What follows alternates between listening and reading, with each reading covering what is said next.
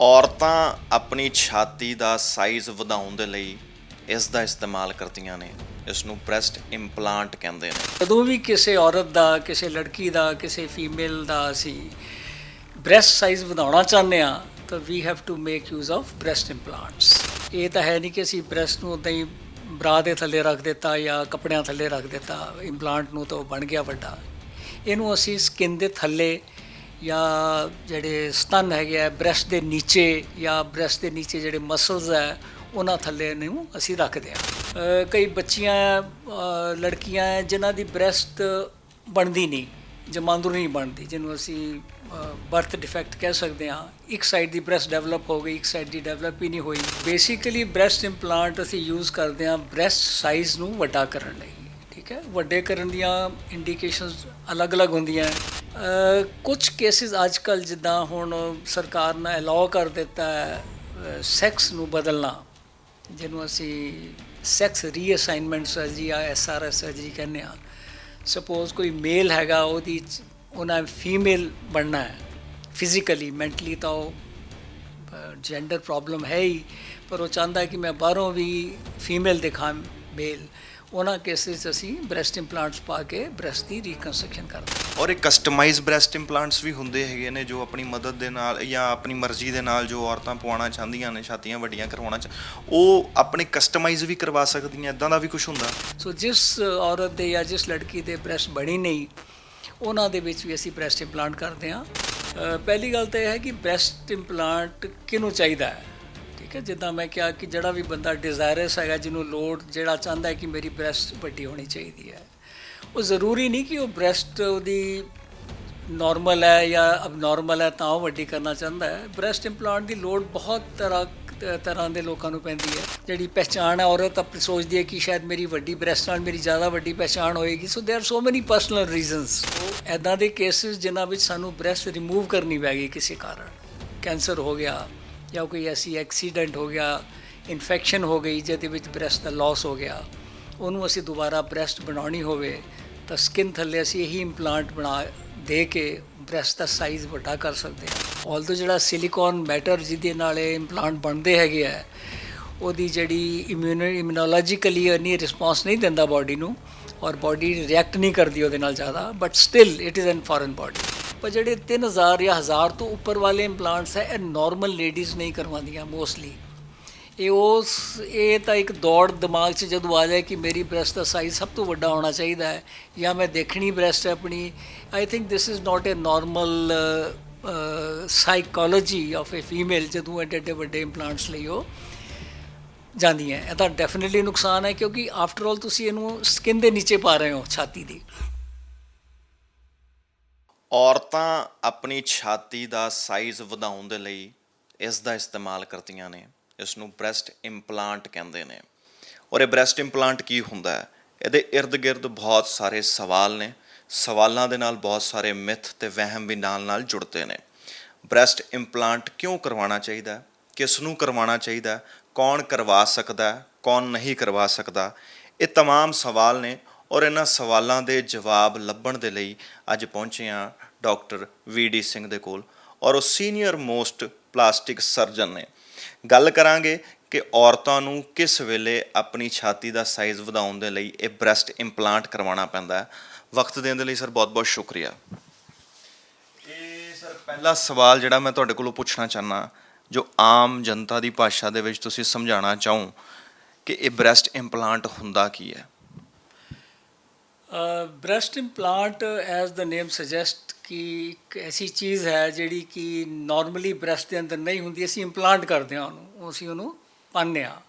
So basically breast implant ਅਸੀਂ use ਕਰਦੇ ਹਾਂ ਬ੍ਰੈਸਟ ਸਾਈਜ਼ ਨੂੰ ਵੱਡਾ ਕਰਨ ਲਈ। ਠੀਕ ਹੈ, ਵੱਡੇ ਕਰਨ ਦੀਆਂ ਇੰਡੀਕੇਸ਼ਨਸ ਅਲੱਗ-ਅਲੱਗ ਹੁੰਦੀਆਂ। ਲੇਕਿਨ ਜਦੋਂ ਵੀ ਕਿਸੇ ਔਰਤ ਦਾ, ਕਿਸੇ ਲੜਕੀ ਦਾ, ਕਿਸੇ ਫੀਮੇਲ ਦਾ ਅਸੀਂ ਬ੍ਰੈਸਟ ਸਾਈਜ਼ ਵਧਾਉਣਾ ਚਾਹੁੰਦੇ ਹਾਂ ਤਾਂ ਵੀ have to make use of breast implants. ਠੀਕ ਹੈ ਸਰ, ਤੁਹਾਡੇ ਕੋਲ ਕਿਸ ਤਰ੍ਹਾਂ ਦੀਆਂ ਭ੍ਰਾਂਤੀਆਂ ਆਉਂਦੀਆਂ ਨੇ? ਕਿਸ ਤਰ੍ਹਾਂ ਦੇ ਸਵਾਲ ਆਉਂਦੇ ਨੇ? ਕੌਣ ਲੋਕ ਬ੍ਰੈਸਟ ਇੰਪਲਾਂਟ ਕਰਵਾਉਣਾ ਚਾਹੁੰਦੇ ਨੇ? ਇਹਨਾਂ 'ਚੋਂ ਕਿੰਨਾ ਲੋਕਾਂ ਨੂੰ ਕਰਵਾਉਣਾ ਚਾਹੀਦਾ, ਕਿੰਨਾਂ ਨੂੰ ਨਹੀਂ ਕਰਵਾਉਣਾ ਚਾਹੀਦਾ? ਇਹ ਪ੍ਰੋਸੀਜਰ ਹੁੰਦਾ ਕੀ ਹੈ? ਇਹਨਾਂ ਸਵਾਲਾਂ ਦੇ ਜਵਾਬ ਤੁਹਾਡੇ ਕੋਲੋਂ ਚਾਹੁੰਦੇ ਹਾਂ। ਇਹ ਤਾਂ ਬਹੁਤ ਵੱਡੀ ਕਹਾਣੀ ਔਰ ਸਟੋਰੀ ਬਣ ਜਾਣੀ ਹੈ। ਤੁਸੀਂ ਇੰਨੇ ਕੁਐਸਚਨਸ ਪੁੱਛੇ, ਲੇਕਿਨ ਮੈਂ ਸੰਖਿਪਤ ਤੌਰ ਤੇ ਤੁਹਾਨੂੰ ਮੋਟੀਆਂ-ਮੋਟੀਆਂ ਗੱਲਾਂ ਜ਼ਰੂਰ ਦੱਸਾਂਗਾ। ਪਹਿਲੀ ਗੱਲ ਤਾਂ ਇਹ ਹੈ ਕਿ ਬ੍ਰੈਸਟ ਇੰਪਲਾਂਟ ਕਿਹਨੂੰ ਚਾਹੀਦਾ ਹੈ। ਠੀਕ ਹੈ, ਜਿੱਦਾਂ ਮੈਂ ਕਿਹਾ ਕਿ ਜਿਹੜਾ ਵੀ ਬੰਦਾ ਡਿਜ਼ਾਇਰਸ ਹੈਗਾ, ਜਿਹਨੂੰ ਲੋੜ, ਜਿਹੜਾ ਚਾਹੁੰਦਾ ਹੈ ਕਿ ਮੇਰੀ ਬ੍ਰੈਸਟ ਵੱਡੀ ਹੋਣੀ ਚਾਹੀਦੀ ਹੈ, ਉਹ ਜ਼ਰੂਰੀ ਨਹੀਂ ਕਿ ਉਹ ਬ੍ਰੈਸਟ ਉਹਦੀ ਨਾਰਮਲ ਹੈ ਜਾਂ ਅਬਨੋਰਮਲ ਹੈ ਤਾਂ ਉਹ ਵੱਡੀ ਕਰਨਾ ਚਾਹੁੰਦਾ ਹੈ। ਬ੍ਰੈਸਟ ਇੰਪਲਾਂਟ ਦੀ ਲੋੜ ਬਹੁਤ ਤਰ੍ਹਾਂ ਦੇ ਲੋਕਾਂ ਨੂੰ ਪੈਂਦੀ ਹੈ। ਫੋਰ ਐਗਜ਼ਾਮਪਲ, ਕਈ ਬੱਚੀਆਂ, ਲੜਕੀਆਂ ਹੈ ਜਿਨ੍ਹਾਂ ਦੀ ਬ੍ਰੈਸਟ ਬਣਦੀ ਨਹੀਂ, ਜਮਾਂਦਰੂ ਨਹੀਂ ਬਣਦੀ, ਜਿਹਨੂੰ ਅਸੀਂ ਬਰਥ ਡਿਫੈਕਟ ਕਹਿ ਸਕਦੇ ਹਾਂ। ਇੱਕ ਸਾਈਡ ਦੀ ਬ੍ਰੈਸਟ ਡਿਵੈਲਪ ਹੋ ਗਈ, ਇੱਕ ਸਾਈਡ ਦੀ ਡਿਵੈਲਪ ਹੀ ਨਹੀਂ ਹੋਈ। ਉਹਨਾਂ ਕੇਸਿਸ ਵਿੱਚ ਜਦੋਂ ਉਹ ਵੱਡੀਆਂ ਹੁੰਦੀਆਂ ਤਾਂ ਬੜੀ ਮੁਸ਼ਕਲ ਆਉਂਦੀ ਹੈ। ਦਾ ਬਾਡੀ ਫਿਗਰ ਜਿਹੜਾ ਇੱਕ ਬੇਸਿਕਲੀ ਜਿਹੜੀ ਬ੍ਰੈਸਟ ਹੈਗੀ ਹੈ, ਉਹ ਇੱਕ ਫੀਮੇਲ ਦਾ ਗਹਿਣਾ ਅਸੀਂ ਕਹਿੰਦੇ ਹਾਂ ਉਹਨੂੰ। ਫੀਮੇਲ ਦਾ ਇੱਕ ਐਸੀ ਚੀਜ਼ ਹੈ ਜਿਹੜੀ ਉਹਨੂੰ ਡਿਜ਼ਾਇਰਸ ਹੈਗੀ, ਹੋਣੀ ਚਾਹੀਦੀ ਹੈ। ਸੋ ਜਿਸ ਔਰਤ ਦੇ ਜਾਂ ਜਿਸ ਲੜਕੀ ਦੇ ਬ੍ਰੈਸਟ ਬਣੀ ਨਹੀਂ, ਉਹਨਾਂ ਦੇ ਵਿੱਚ ਵੀ ਅਸੀਂ ਬ੍ਰੈਸਟ ਇੰਪਲਾਂਟ ਕਰਦੇ ਹਾਂ, ਨੰਬਰ 1। ਨੰਬਰ 2, ਇੱਦਾਂ ਦੇ ਕੇਸਿਸ ਜਿਨ੍ਹਾਂ ਵਿੱਚ ਸਾਨੂੰ ਬ੍ਰੈਸਟ ਰਿਮੂਵ ਕਰਨੀ ਪੈ ਗਈ ਕਿਸੇ ਕਾਰਨ, ਕੈਂਸਰ ਹੋ ਗਿਆ ਜਾਂ ਕੋਈ ਐਸੀ ਐਕਸੀਡੈਂਟ ਹੋ ਗਿਆ, ਇਨਫੈਕਸ਼ਨ ਹੋ ਗਈ ਜਿਹਦੇ ਵਿੱਚ ਬ੍ਰੈਸਟ ਦਾ ਲਾਸ ਹੋ ਗਿਆ, ਉਹਨੂੰ ਅਸੀਂ ਦੁਬਾਰਾ ਬ੍ਰੈਸਟ ਬਣਾਉਣੀ ਹੋਵੇ ਤਾਂ ਸਕਿਨ ਥੱਲੇ ਅਸੀਂ ਇਹੀ ਇੰਪਲਾਂਟ ਬਣਾ ਦੇ ਕੇ ਬ੍ਰੈਸਟ ਦਾ ਸਾਈਜ਼ ਵੱਡਾ ਕਰ ਸਕਦੇ ਹਾਂ। ਠੀਕ ਹੈ, ਕੁਝ ਕੇਸਿਸ ਅੱਜ ਕੱਲ੍ਹ ਜਿੱਦਾਂ ਹੁਣ ਸਰਕਾਰ ਨੇ ਅਲਾਓ ਕਰ ਦਿੱਤਾ ਹੈ ਸੈਕਸ ਨੂੰ ਬਦਲਣਾ, ਜਿਹਨੂੰ ਅਸੀਂ ਸੈਕਸ ਰੀਅਸਾਈਨਮੈਂਟ ਸਰਜਰੀ ਜਾਂ SRS ਸਰਜਰੀ ਕਹਿੰਦੇ ਹਾਂ। ਸਪੋਜ਼ ਕੋਈ ਮੇਲ ਹੈਗਾ, ਉਹਨਾਂ ਫੀਮੇਲ ਬਣਨਾ ਹੈ ਫਿਜ਼ੀਕਲੀ, ਮੈਂਟਲੀ ਤਾਂ ਉਹ ਜੈਂਡਰ ਪ੍ਰੋਬਲਮ ਹੈ ਹੀ, ਪਰ ਉਹ ਚਾਹੁੰਦਾ ਕਿ ਮੈਂ ਬਾਹਰੋਂ ਵੀ ਫੀਮੇਲ ਦਿਖਾਂ, ਮੇਲ। ਉਹਨਾਂ ਕੇਸਿਸ 'ਚ ਅਸੀਂ ਬ੍ਰੈਸਟ ਇੰਪਲਾਂਟਸ ਪਾ ਕੇ ਬ੍ਰੈਸਟ ਦੀ ਰੀਕਨਸਟਰਕਸ਼ਨ ਕਰਦੇ ਹਾਂ। ਤੁਹਾਡੇ ਕਹਿਣ ਦਾ ਮਤਲਬ ਹੈਗਾ ਕਿ ਜੋ ਮਰਦ ਜਨਾਨੀ ਬਣਨਾ ਚਾਹੁੰਦਾ ਜਾਂ ਔਰਤ ਬਣਨਾ ਚਾਹੁੰਦਾ, ਉਹਦੀ ਵੀ ਤੁਸੀਂ ਇਹ ਬ੍ਰੈਸਟ ਇੰਪਲਾਂਟ ਕਰਦੇ ਹੋ? ਹਾਂਜੀ, ਉਹਨਾਂ ਦੀ ਵੀ ਬ੍ਰੈਸਟ ਇੰਪਲਾਂਟ ਕਰਦੇ ਹਾਂ। ਸੋ ਇਸੇ ਤਰ੍ਹਾਂ, ਬਟ ਕਾਮਨਲੀ ਦੇਖਿਆ ਗਿਆ ਮੋਸਟਲੀ ਜਿਹੜੇ ਕਿ ਬ੍ਰੈਸਟ ਇੰਪਲਾਂਟਸ ਹੁੰਦੇ ਆ, ਇਹ ਕਾਸਮੈਟਿਕ ਪਰਪਸ ਲਈ ਹੁੰਦੇ ਆ। ਕਾਸਮੈਟਿਕ ਪਰਪਸ ਤੋਂ ਕੀ ਭਾਵ ਕੱਢਿਆ ਜਾਵੇ ਜੀ ਇਹਦਾ? ਕਾਸਮੈਟਿਕ ਪਰਪਸ ਤੋਂ ਇਹ ਹੈ ਕਿ ਸਾਡੀ ਲੋੜ ਹੈ ਕਿ ਮੇਰੀ ਬ੍ਰੈਸਟ ਵੱਡੀ ਹੋਣੀ ਚਾਹੀਦੀ ਹੈ, ਮੇਰੀ ਬ੍ਰੈਸਟ ਦੇਖਣ ਨੂੰ ਛੋਟੀ ਹੈ। ਠੀਕ ਹੈ, so this is more of a fashion statement I would say. ਠੀਕ ਹੈ, ਇਹਦੀ ਰਿਕੁਆਇਰਮੈਂਟ ਸ਼ਾਇਦ ਮੈਡੀਕਲੀ ਤਾਂ ਨਹੀਂ ਹੋਵੇ, ਬਟ ਇਹ ਇੰਡੀਵਿਜੂਅਲ ਨੀਡ ਹੈਗੀ, ਇੱਕ ਬੰਦੇ ਦੀ ਚਾਹਤ ਹੈ ਕਿ ਮੇਰੀ ਜਿਹੜੀ ਬ੍ਰੈਸਟ ਦਾ ਸਾਈਜ਼ ਹੈ ਵੱਡਾ ਹੋਵੇ। ਠੀਕ ਹੈ, ਇਹ ਚਾਹਤ ਕਿਉਂ ਆਈ ਹੈ? ਇਹ TVs ਕਰਕੇ ਆਈ, ਫਿਲਮਾਂ ਕਰਕੇ ਆਈ, ਫੈਸ਼ਨ ਵਰਲਡ ਵੱਡਾ ਹੋ ਗਿਆ, ਜਿਹੜੀ ਪਹਿਚਾਣ ਹੈ, ਔਰਤ ਆਪਣੀ ਸੋਚਦੀ ਹੈ ਕਿ ਸ਼ਾਇਦ ਮੇਰੀ ਵੱਡੀ ਬ੍ਰੈਸਟ ਨਾਲ ਮੇਰੀ ਜ਼ਿਆਦਾ ਵੱਡੀ ਪਹਿਚਾਣ ਹੋਏਗੀ। ਸੋ ਦੇਰ ਆਰ ਸੋ ਮੈਨੀ ਪਰਸਨਲ ਰੀਜ਼ਨਸ ਜਿਹਦੇ ਕਰਕੇ ਬੰਦਾ ਵੱਡੀ ਬ੍ਰੈਸਟ ਚਾਹੁੰਦਾ ਹੈ। ਸੋ ਪਰ ਸਰ, ਬਹੁਤਿਆਂ ਨੂੰ ਇਹ ਨਹੀਂ ਪਤਾ ਹੁੰਦਾ, ਕਾਸਮੈਟਿਕ ਪਰਪਸ ਦੇ ਨਾਲ ਆਪਣੀ ਬ੍ਰੈਸਟ ਜਾਂ ਛਾਤੀ ਵਧਾ ਤਾਂ ਲੈਂਦੀਆਂ ਨੇ, ਲੇਕਿਨ ਇਹਦੇ ਨੁਕਸਾਨ ਵੀ ਹੁੰਦੇ ਆ। ਉਹ ਨੁਕਸਾਨ ਕਿਸ ਤਰੀਕੇ ਦੇ ਨਾਲ ਹੁੰਦੇ ਆ? ਇੱਕ ਸ਼ੋਅਬਾਜ਼ੀ ਤਾਂ ਹੈਗੀ ਹੈ ਕਿ ਚਲੋ ਜੀ ਬ੍ਰੈਸਟ ਵੱਡੀ ਹੋਏਗੀ, ਛਾਤੀ ਵੱਡੀ ਹੋਏਗੀ, ਲੇਕਿਨ ਉਸ ਤੋਂ ਬਾਅਦ ਜਿਹੜੇ ਉਹਦੇ ਆਫਟਰ ਇਫੈਕਟਸ ਹੈਗੇ ਨੇ ਉਹ ਕਿਸ ਤਰ੍ਹਾਂ ਦੇ ਹੁੰਦੇ ਨੇ ਅਤੇ ਉਹ ਨੁਕਸਾਨ ਕਿਸ ਤਰੀਕੇ ਦੇ ਨਾਲ ਪਹੁੰਚਾਉਂਦੇ ਆ? ਇਹ ਬੜਾ ਅਹਿਮ ਕੁਐਸਚਨ ਹੈ ਤੁਹਾਡਾ ਜਿਹੜਾ ਤੁਸੀਂ ਪੁੱਛਿਆ ਹੈ ਕਿ ਇਹਦੀ ਪ੍ਰੋਬਲਮਸ ਕੀ ਹੈ ਬ੍ਰੈਸਟ ਇੰਪਲਾਂਟਸ ਦੀਆਂ। ਦੇਖੋ, ਬ੍ਰੈਸਟ ਇੰਪਲਾਂਟ ਦੀਆਂ ਇਸੇ ਸਰਜੀਕਲ ਪ੍ਰੋਸੀਜਰ, ਠੀਕ ਹੈ, ਆਪਰੇਸ਼ਨ ਰਾਹੀਂ ਕੀਤਾ ਜਾਂਦਾ ਹੈ। ਇਹ ਤਾਂ ਹੈ ਨਹੀਂ ਕਿ ਅਸੀਂ ਬ੍ਰੈਸਟ ਨੂੰ ਉੱਦਾਂ ਹੀ ਬਰਾ ਦੇ ਥੱਲੇ ਰੱਖ ਦਿੱਤਾ ਜਾਂ ਕੱਪੜਿਆਂ ਥੱਲੇ ਰੱਖ ਦਿੱਤਾ ਇੰਪਲਾਂਟ ਨੂੰ, ਤਾਂ ਉਹ ਬਣ ਗਿਆ ਵੱਡਾ। ਇਹਨੂੰ ਅਸੀਂ ਸਕਿਨ ਦੇ ਥੱਲੇ ਜਾਂ ਜਿਹੜੇ ਸਤਨ ਹੈਗੇ ਆ ਬ੍ਰੈਸਟ ਦੇ ਨੀਚੇ, ਜਾਂ ਬ੍ਰੈਸਟ ਦੇ ਨੀਚੇ ਜਿਹੜੇ ਮਸਲਸ ਹੈ ਉਹਨਾਂ ਥੱਲੇ ਇਹਨੂੰ ਅਸੀਂ ਰੱਖਦੇ ਹਾਂ। ਠੀਕ ਹੈ, ਸੋ ਬੇਸਿਕਲੀ ਜਿੰਨੀਆਂ ਵੀ ਡਿਸਐਡਵਾਂਟੇਜਸ ਤੁਸੀਂ ਕਹਿ ਲਓ ਜਾਂ ਸਰਜਰੀ ਦੀਆਂ ਪ੍ਰੋਬਲਮਸ ਹੈ, ਉਹ ਬ੍ਰੈਸਟ ਇੰਪਲਾਂਟ ਕਰਕੇ ਹੋ ਸਕਦੀਆਂ। ਆਲਦੋ ਅੱਜ ਕੱਲ੍ਹ ਸਰਜਰੀ ਇੰਨੀ ਐਡਵਾਂਸ ਹੋ ਗਈ ਹੈ, ਇੰਨੀ ਈਜ਼ੀ ਹੋ ਗਈ ਹੈ, ਇੰਨੀ ਪੇਨਲੈਸ ਹੋ ਗਈ ਹੈ ਕਿ ਅਸੀਂ ਨਾਰਮਲੀ ਉਹਨਾਂ ਚੀਜ਼ਾਂ ਨੂੰ ਜ਼ਿਆਦਾ ਤਵੱਜੋ ਨਹੀਂ ਦਿੰਦੇ, but still it's a surgical process. ਔਰ ਸਰਜਰੀ ਦੀਆਂ ਜਿੰਨੀਆਂ ਵੀ ਪ੍ਰੋਬਲਮਸ ਹੈ, ਬਲੀਡਿੰਗ ਹੋ ਸਕਦੀ ਹੈ, ਬੇਹੋਸ਼ੀ ਕਰਨ ਲੱਗੇ ਕੋਈ ਪ੍ਰੋਬਲਮ ਆ ਸਕਦੀ ਹੈ, ਡਰੱਗ ਰਿਐਕਸ਼ਨ ਹੋ ਸਕਦਾ ਹੈ, ਇਹ ਇਮੀਡੀਏਟ ਜਿਹੜੀਆਂ ਚੀਜ਼ਾਂ ਹੈਗੀਆਂ ਇਹ ਇਹਦੀਆਂ ਨੁਕਸਾਨ ਹੈਗੇ ਆ। ਨਾਰਮਲੀ ਜਿਹੜਾ ਪ੍ਰੋਸੀਜਰ ਹੈਗਾ ਤਕਰੀਬਨ 1.5-2 ਘੰਟੇ ਦਾ ਪ੍ਰੋਸੀਜਰ ਹੁੰਦਾ, ਕੋਈ ਜ਼ਿਆਦਾ ਲੰਬਾ ਚੌੜਾ ਨਹੀਂ ਹੁੰਦਾ ਅਤੇ ਪੇਨਲੈਸ ਹੁੰਦਾ। ਜਿੱਦਾਂ ਮੈਂ ਕਿਹਾ, totally most of the cases ਲੜਕੀਆਂ ਨੂੰ ਅਸੀਂ ਸ਼ਾਮ ਨੂੰ ਘਰ ਭੇਜ ਦਿੰਦੇ ਹਾਂ। ਠੀਕ ਹੈ, ਬਟ ਹਾਂ, ਜਿਹੜਾ ਤੁਹਾਡਾ ਕੁਐਸਚਨ ਹੈਗਾ ਕਿ ਇਹਦੀਆਂ ਪ੍ਰੋਬਲਮਸ ਕੀ ਆ ਸਕਦੀਆਂ, ਇਹ ਸਭ ਨੂੰ ਜ਼ਰੂਰ ਪਤਾ ਹੋਣੀਆਂ ਚਾਹੀਦੀਆਂ।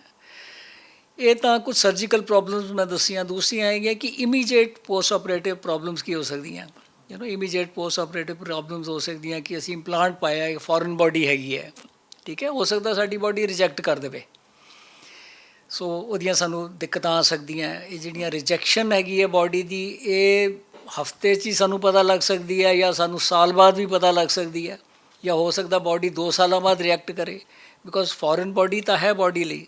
ਆਲਦੋ ਜਿਹੜਾ ਸਿਲੀਕੋਨ ਮੈਟਰ ਜਿਹਦੇ ਨਾਲ ਇਹ ਇੰਪਲਾਂਟ ਬਣਦੇ ਹੈਗੇ ਆ, ਉਹਦੀ ਜਿਹੜੀ ਇਮਿਊਨੋਲੋਜੀਕਲੀ ਇੰਨੀ ਰਿਸਪੌਂਸ ਨਹੀਂ ਦਿੰਦਾ ਬਾਡੀ ਨੂੰ, ਔਰ ਬਾਡੀ ਰਿਐਕਟ ਨਹੀਂ ਕਰਦੀ ਉਹਦੇ ਨਾਲ ਜ਼ਿਆਦਾ, but still it is an foreign body, ਠੀਕ ਹੈ। ਸੋ ਫੋਰਨ ਬਾਡੀ ਰਿਐਕਸ਼ਨਸ ਹੋ ਸਕਦੇ ਹੈ, ਬਾਡੀ ਰਿਜੈਕਟ ਕਰ ਸਕਦੀ ਹੈ, ਇਨਫਲੇਮੇਸ਼ਨ ਹੋ ਸਕਦੀ ਹੈ, ਦਰਦ ਹੋ ਸਕਦੀ ਹੈ, ਸਵੈਲਿੰਗ ਹੋ ਸਕਦੀ ਹੈ। ਕੁਝ ਕੇਸਿਸ ਕੈਂਸਰ ਦੇ ਵੀ ਰਿਪੋਰਟ ਹੋਏ ਹੈ, ਜਿਹਨੂੰ ਅਸੀਂ ALCL ਕਹਿੰਦੇ ਹਾਂ, ਬ੍ਰੈਸਟ ਇੰਪਲਾਂਟ ਤੋਂ ਬਾਅਦ ਲਿੰਫੋਸਾਈਟਸ ਦੇ ਕੈਂਸਰ ਹੁੰਦੇ ਹੈ। ਪਰ ਇਹ ਬੜੀਆਂ ਰਿਸਰਚ ਹੋਈਆਂ, ਜਿਹੜਾ ਇਹਦਾ ਰੇਟ ਹੈਗਾ ਤਕਰੀਬਨ ਇਹ ਕਿਹਾ ਜਾਂਦਾ ਹੈ ਕਿ ਜੇ ਅਸੀਂ ਕੋਈ 10,000 ਜਾਂ 20,000 ਇੰਪਲਾਂਟਸ ਕਰੀਏ ਤਾਂ ਸ਼ਾਇਦ ਇੱਕ ਬੰਦੇ ਨੂੰ ਇਹ ਕੈਂਸਰ ਹੋ ਜਾਵੇ, ਠੀਕ ਹੈ। ਪਰ ਇਹ ਪ੍ਰੂਵਨ ਨਹੀਂ ਹੈ ਕਿ ਇਹ ਬ੍ਰੈਸਟ ਇੰਪਲਾਂਟਸ ਕਰਕੇ ਕੈਂਸਰ ਹੋ ਰਿਹਾ ਉਹਨੂੰ, ਕਿ ਹੋਰ ਕਿਸੇ ਰੀਜ਼ਨ ਕਰਕੇ ਹੋ ਰਿਹਾ।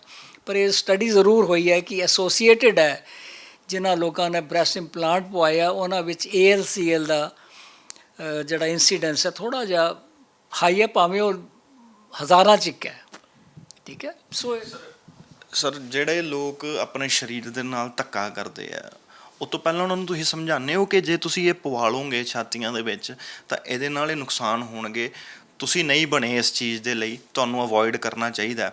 ਔਰ ਤੁਸੀਂ ਜਦੋਂ ਇਹ ਚੀਜ਼ ਸਮਝਾਉਂਦੇ ਹੋ, ਕਈ ਤਾਂ ਸਮਝ ਜਾਂਦੇ ਹੋਣਗੇ, ਅਤੇ ਜਿਹੜੇ ਨਹੀਂ ਸਮਝਦੇ ਉਹ ਧੱਕਾ ਕਰਦੇ ਨੇ ਆਪਣੇ ਸਰੀਰ ਦੇ ਨਾਲ, ਬਾਅਦ ਦੇ ਵਿੱਚ ਉਹਨਾਂ ਨੂੰ ਖਮਿਆਜ਼ੇ ਭੁਗਤਣੇ ਪਏ। ਇੱਦਾਂ ਦੇ ਵੀ ਕੇਸਿਸ ਤੁਹਾਡੇ ਸਾਹਮਣੇ ਆਏ ਹੈ?